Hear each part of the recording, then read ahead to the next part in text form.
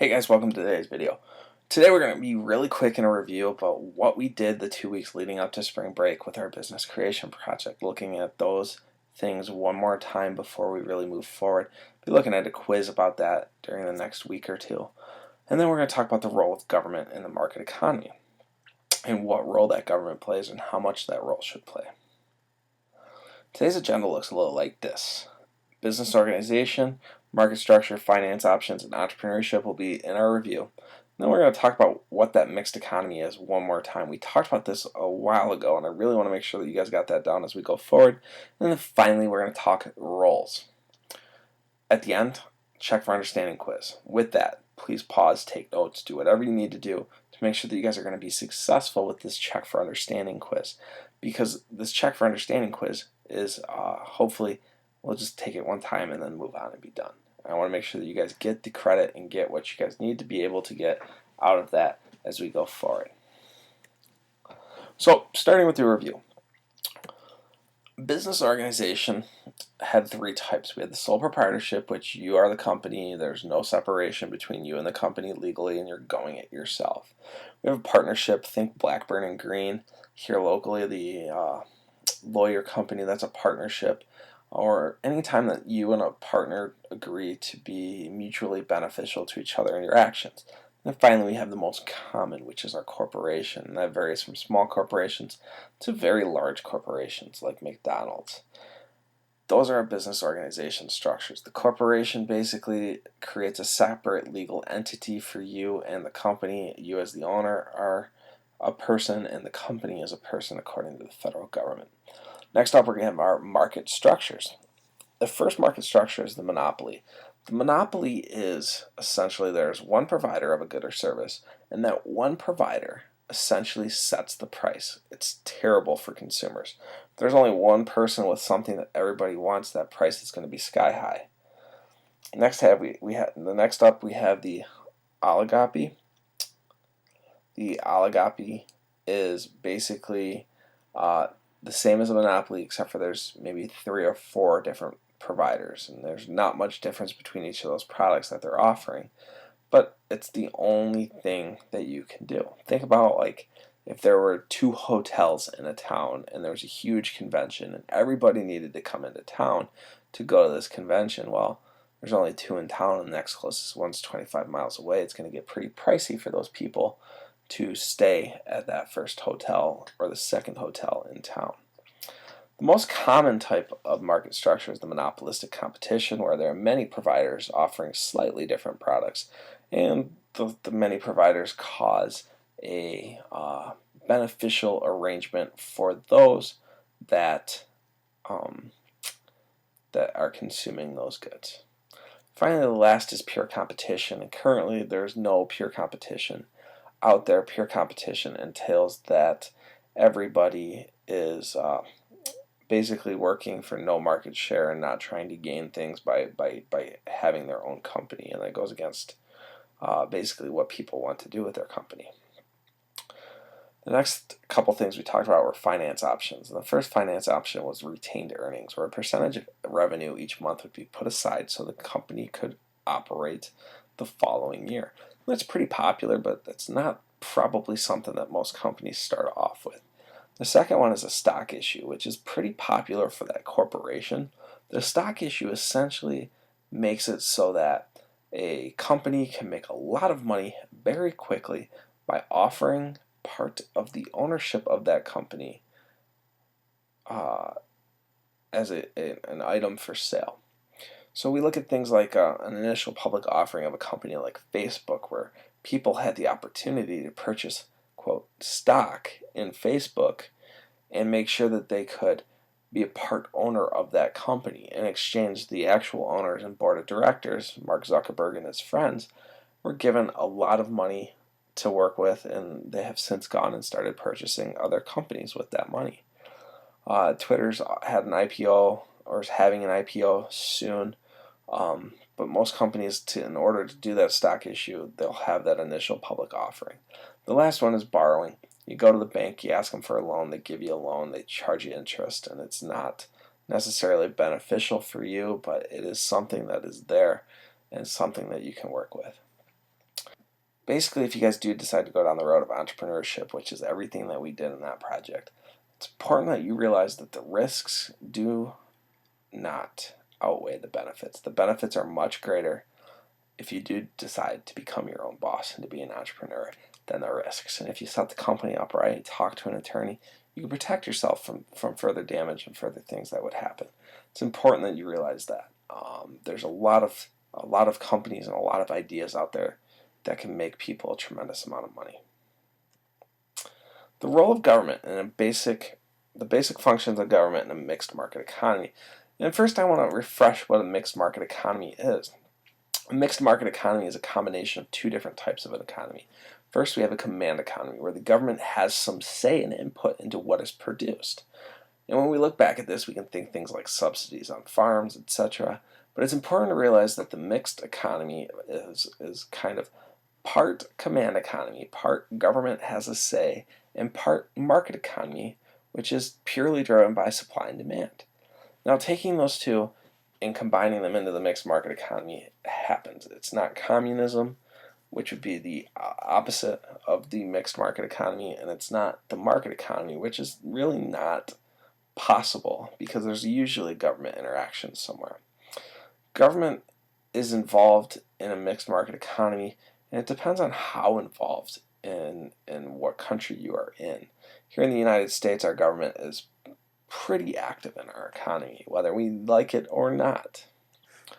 The role of government would be basically limited but important. They allow us as individual consumers and producers to make a lot of decisions, but they also help us out when they do things like provide subsidies for farms, etc. They want to make sure that people can afford the things that are being produced. Most governments in a mixed market economy have a laissez-faire type attitude or a hands-off type attitude, allowing companies to act and citizens and consumers to act in their best interest. And that's what makes a mixed economy a mixed economy. In that mixed economy, there are 6 roles that the government should be fulfilling. The first role is maintaining legal and social framework. In a mixed economy, the government maintains basically laws and different regulations that companies have to follow. And if they're not following, they will be struck with negative incentives like penalties and fines to force them back into compliance. When we look at things like that, we think patents and trademarks. Patents provide private property protection rights, which is important in any mixed economy.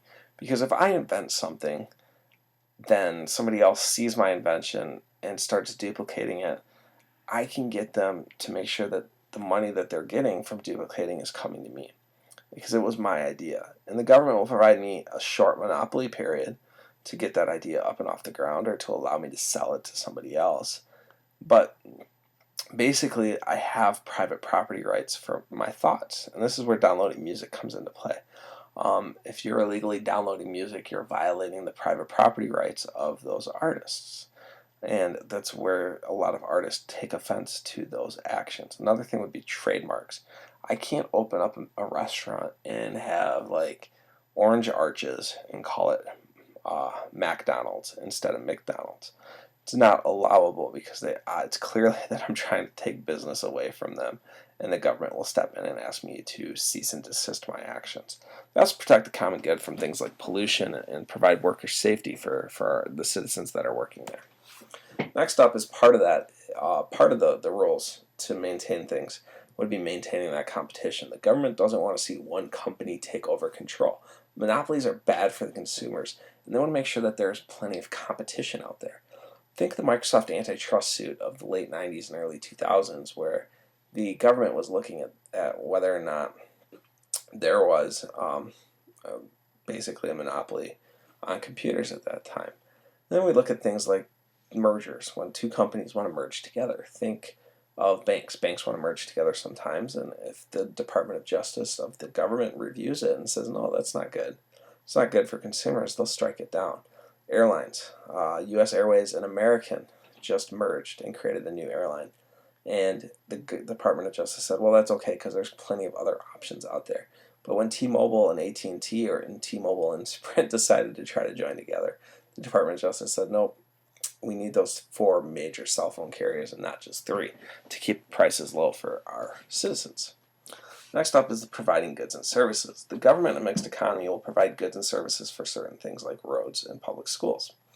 Think roads. If a private company ran roads, and a private company does run the toll road, but if a private company ran all roads, they could control and definitely restrict who and what can drive on them.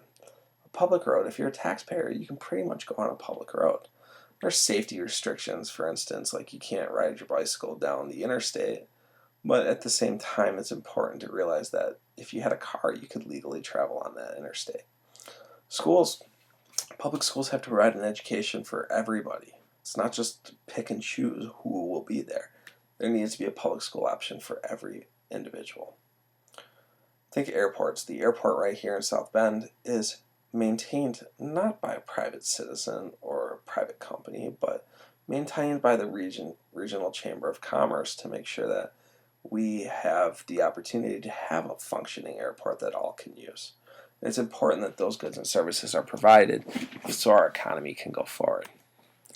Redistributing income is the next step that the government does, and that's just through taxes. It's not anything in particular that they do, but they want to make sure that the taxes are paid, and they use those taxes to provide goods and services for everybody, not just the poor, but for the wealthy as well. So they take a little bit of money from everybody, and they put that to good use or bad use, depending on who you are and what you believe. And they provide things like roads and schools for people.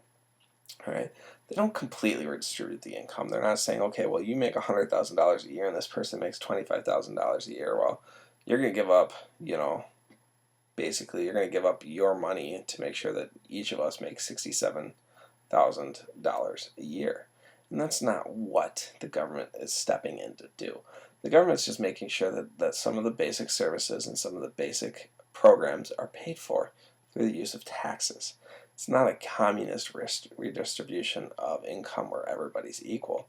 It's basically that we see some money being used and provided to those that are less fortunate. Think food assistance programs, think our roads, think public parks, think police, think fire, think all of those public services that we have. The next role is to stabilize the economy. The government doesn't like large shifts or swings in the economy up and down. They have a goal to kind of keep that economy running at a stable thing with unemployment low and inflation low. They want to make sure that the total economic growth is growing as well and not decreasing. So they do things like provide job training programs, and they do things like make money more accessible through Federal Reserve programs to ensure that the government is to ensure that the government and the economy are staying pretty level and low key. Saw a lot of different ways to do that in the late 2000s as we start to kind of see the recession that the United States was entering. Externalities. Correcting externalities would be if there is a total market failure. Think the failure of banks leading up to that financial crisis of about 2007. And, how are we going to go about fixing that? And that's where the government stepped in. When General Motors and Chrysler were both ready to file for bankruptcy, the government stepped in to protect them by giving them what we now call a bailout.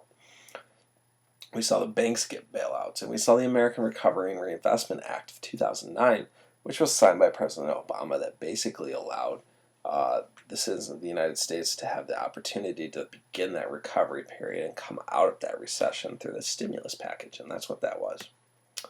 So in review, we have 6 different ways that a government functions in a mixed economy. First way is maintaining a legal and social framework. They want to maintain competition. They want to provide goods and services.